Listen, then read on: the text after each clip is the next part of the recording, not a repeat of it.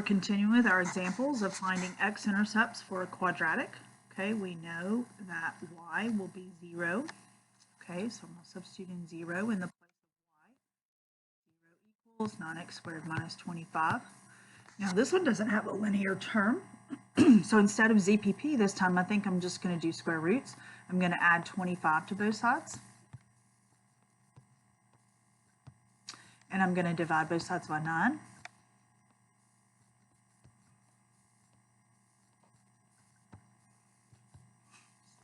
Okay, and then I'm going to take the square root of both sides and get x equals plus or minus square root of 25 is 5, square root of 9 is 3. So again, I got my two solutions, plus or minus 5/3. So back over here, one of the x-intercepts is 5/3, and the other one is negative 5/3. Okay, all right, let's look at one in vertex form. Okay, we're going to substitute in 0 for y. Okay, the y in function notation is the f of x, and we'll substitute in 0 equals 3 squared minus 4.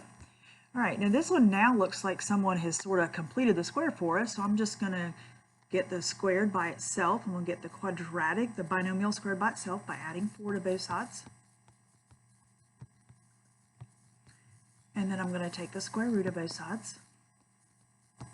X minus 3 equals plus or minus 2. So x equals 3 plus or minus 2. Okay, I'm able to simplify that a little bit more. One of the answers is 3 plus 2, so that's 5. And the other one is 3 minus 2, so that's 1. So there's my two x-intercepts. So all the examples that we've done so far in this series have had two x-intercepts. All right, let's try this one. Okay, x-intercept, substituting in 0 for y.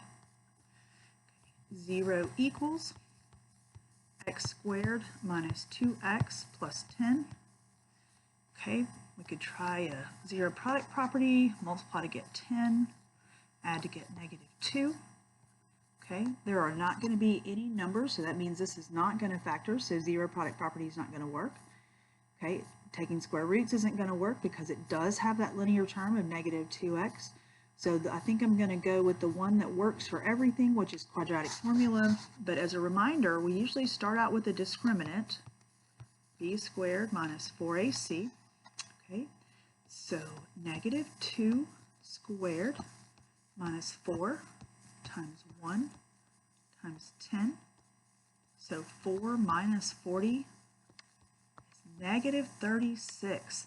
If you remember from our previous lessons, if we get a negative discriminant, there is no reason to move on until next year when we learn about imaginary numbers.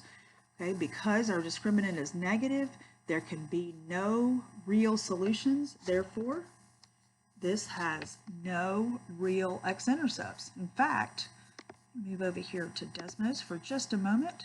Okay, and you can see that I actually have this graph right here in red. Y equals x squared minus 2x plus 10. And look, there are no x-intercepts. Okay. All right, one more example. All right, y equals x squared minus 6x plus 9. Okay, substitute in 0 for y. 0 equals x squared minus 6x plus 9. Now I could solve this by zero product property, but I want to just practice our skill of complete the square real quick and show you something.